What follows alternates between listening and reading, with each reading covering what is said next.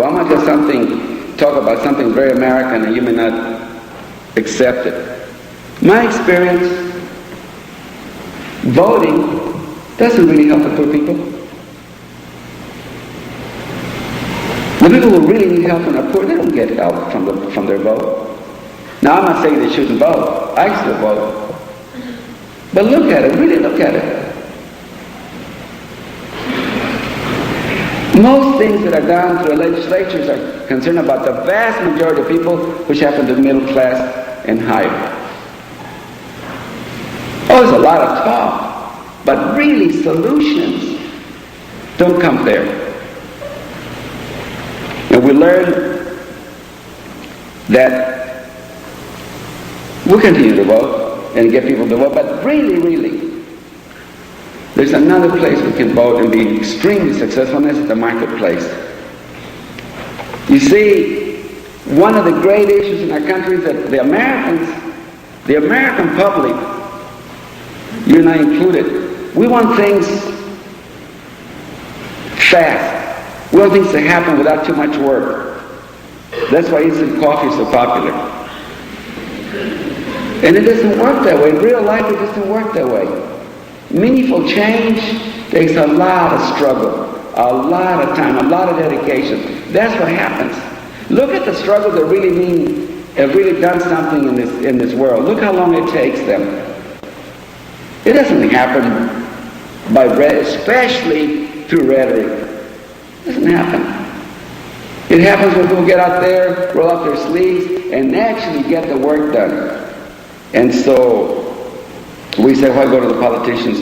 Why not go directly and go to the marketplace where you can put direct pressure on those corporations? They can find a solution for you.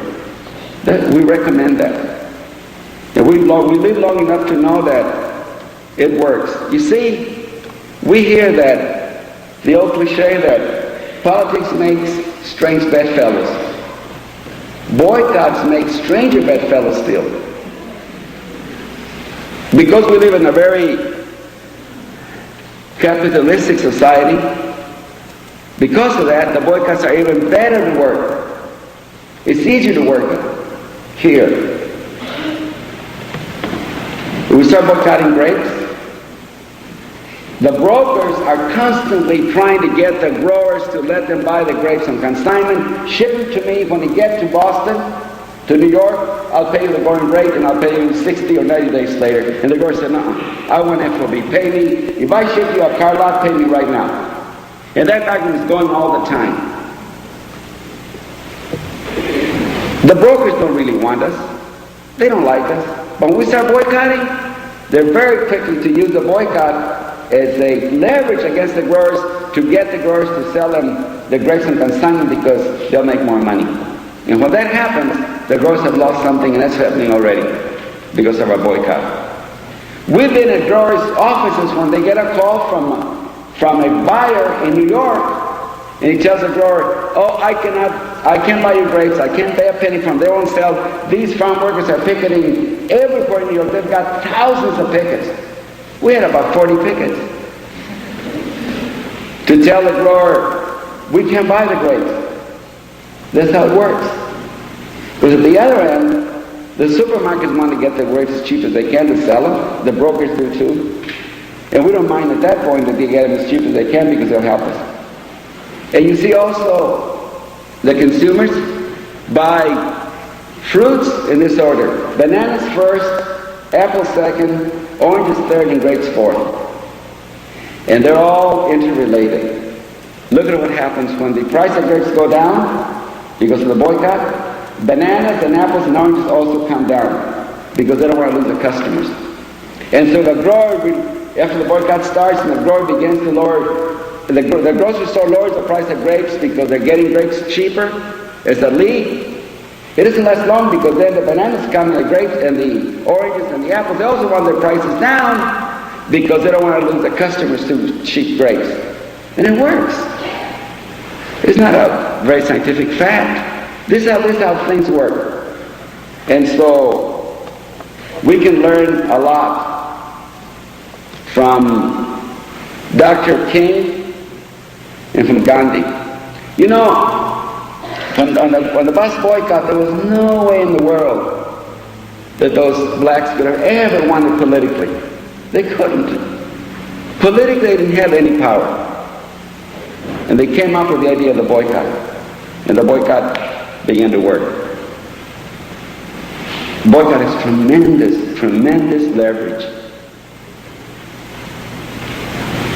The boycott is an idea. It's not a picket line or a leaflet. It's an idea that spreads. Pardon the expression, it spreads through the grapevine. But it does spread. We don't know how it happens. The definitive study of a boycott has never been made.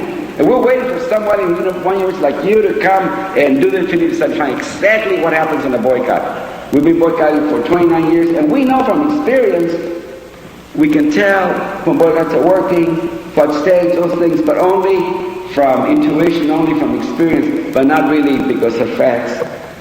The boycotts are Gandhi's boycotts. Some were tremendous, some were strokes of geniuses. And liberated the whole country without war. We dismiss it because people were, there wasn't a shooting war, so that's not important. But we should reflect on those instances when things were done without a shooting war. Those are important things to reflect on, understand, and appreciate, and try to replicate.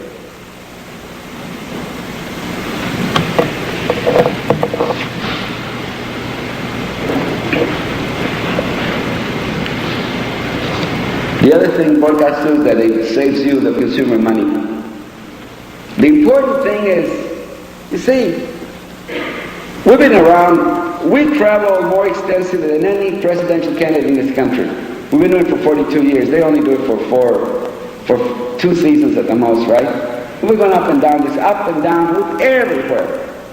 And we think we have a good idea of the American consumer. We know that the American consumer wants fairness. We know that.